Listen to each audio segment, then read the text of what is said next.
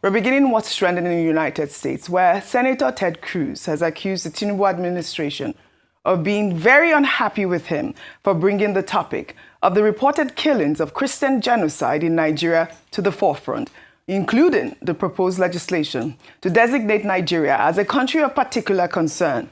Cruz made the comments on an episode of his podcast on Wednesday, with the senator saying that too many leaders in Nigeria have turned a blind eye to what is happening in the country. Let's take a look. And as you know, I've been very vocal calling out the mass murder of Christians. Over 50,000 Christians have been murdered in Nigeria since 2009. Over 20,000 churches and schools have been destroyed, burned to the ground. And you have Boko Haram and other radical Islamic terrorist groups that are targeting and persecuting Christians in particular. And I will tell you, the government of Nigeria is very unhappy with me. They have decried my saying this. I have introduced legislation to designate them a country of special concern.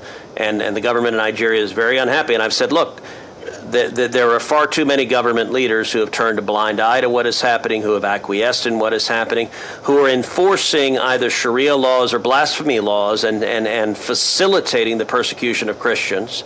And as I said, the Nigerian government has been vigorously resisting me in this. Meanwhile, the Minister of Information and National Orientation, Mohammed Idris, spoke with CNN on Tuesday, accusing Ted Cruz of relying on inaccurate and misleading data to allege a Christian genocide in Nigeria.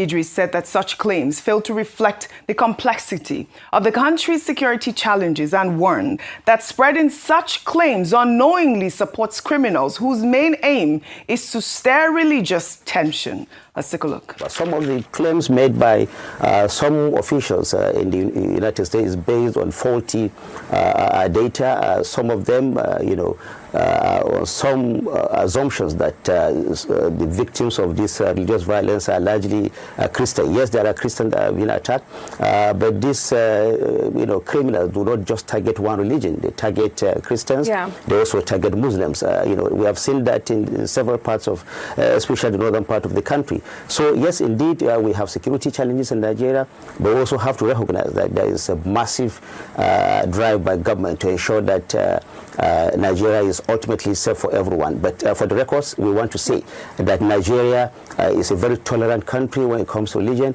We don't want these dangerous narratives to go on because criminal elements and some of these extremists are driving this narrative and pushing people to believe that Nigerian Muslims and Christians are fighting each other. This is not the case.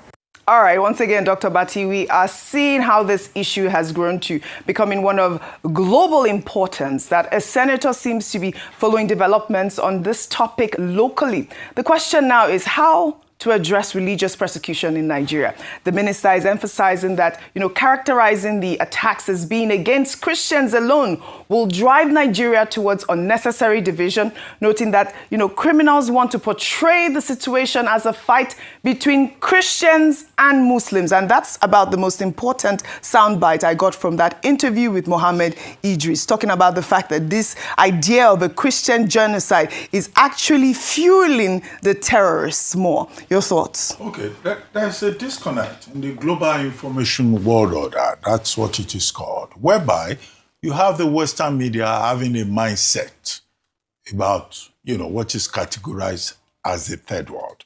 And in the case of Nigeria, what sells in the American media will be to say, North versus South in Nigeria, Christians versus Muslims. This has been the trope over the years, and which is why we often commend the efforts of, African-based media, like Arise News, in trying to tell the story of Africa from a different perspective, to say that it is not as bleak as the Western media tries to portray it. In other words, I'm saying that the kind of narrative that you are finding within the American media in recent times fits into that narrative of Africa as the dark continent, where there is religious war, where there is ethnic division, and all of that. And I guess that, it's important that the Minister of Information of Nigeria is trying to counter this narrative by saying that, look, there may be issues. Our own position is that there are issues with security, with welfare in Nigeria, just as they have similar issues in the United States or elsewhere, even in England, where they are dealing with issues of integrity, and the royal family has been dragged into it. So we have our own issues here in Nigeria, but it's not a situation whereby on the streets of Nigeria, Christians are fighting Muslims on a daily basis. The problem is one of Boko Haram, as one of the commentators pointed out, of insurgency and banditry. And what government says is that it is continuing to deal with it. We were once placed on the Department of State's, U.S. Department of State's country of particular concern in terms of religious freedom. Now, at another time, we were reconsidered. We were removed from that list. But it looks like there are some people who are saying, look, Nigeria must go back onto that list of country of particular concern. When Bishop Matthew Azan Kuka, the bishop of the Catholic diocese, intervened in the matter, some people began to attack him, saying that, he was saying that, look, he lives in the heartland of Islamic religion, yes, Sokoto, and that it's not as if Nigerians and Muslims are fighting themselves. But like other countries, we have these issues, and government is dealing with these issues. I think this narrative calls for a moment when we should be, patriotic and say that our country is not a country where Christians and Muslims are openly fighting. All right. But we have issues in terms of unity, in terms of the centrifugal forces, and, government just needs to wake up to its responsibility, because no country can survive a civil war twice. No country can survive a religious war. All right. And it should not be the objective for patriotic persons in this country to try to instigate and fuel that narrative to look for a blowout war between Christians and Muslims. All right, they're asking us to go to the next story, but you're quickly. Okay, real quickly. Nobody's saying that we want, we don't love our country. We love our country, but loving our country also means you to tell the truth. Oji, I said yesterday, a pastor in Kaduna came out to say a lot of people were killed. It was reported in the papers. This is not Ted Cruz reporting this. No, we are reporting the killings. This is what we have are been reporting, here. yes. Oji, a child born in 2009, when all of this started, will be 16 getting ready for university today. We are sitting down here.